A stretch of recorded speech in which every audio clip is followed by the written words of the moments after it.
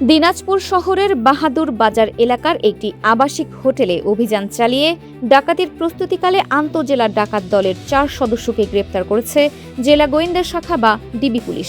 এ সময় তাদের কাছ থেকে ডাকাতির কাজে ব্যবহৃত একটি পিকআপ, বিপুল পরিমাণ সরঞ্জাম, ভুয়া পরিচয়পত্র ও অন্যান্য আলামত উদ্ধার করা হয়েছে।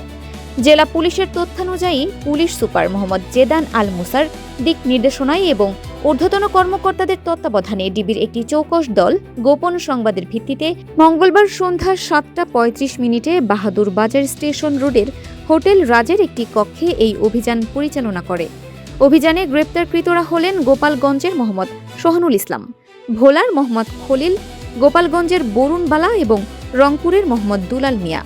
অভিযানকালে একটি pickup, cordless drill machine, grinder, cutting disc সহ ডাকাতির কাজে ব্যবহৃত বিপুল পরিমাণ সরঞ্জাম এবং বিভিন্ন ধরনের চাবি ও ভুয়া পরিচয়পত্র উদ্ধার করা হয়। এছাড়া উদ্ধারকৃত পিকআপে জরুরি বিদ্যুৎ ও জরুরি টাওয়ারের কাজে নিয়োজিত থাকার ভুয়া ডিসপ্লে লাগানো ছিল।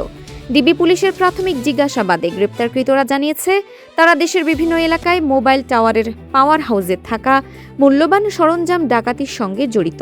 তারা বিভিন্ন প্রতিষ্ঠানের প্রকৌশলী ও টেকনিশিয়ান পরিচয়ে ভুয়া পরিচয়পত্র ব্যবহার করে সংঘবদ্ধভাবে এসব অপরাধ করে আসছিল।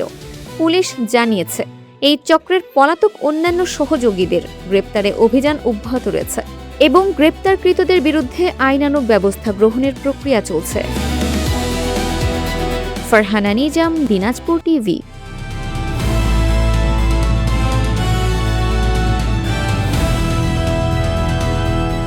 দিনাজপুর টিভি মানুষের জীবনের কথা বলে।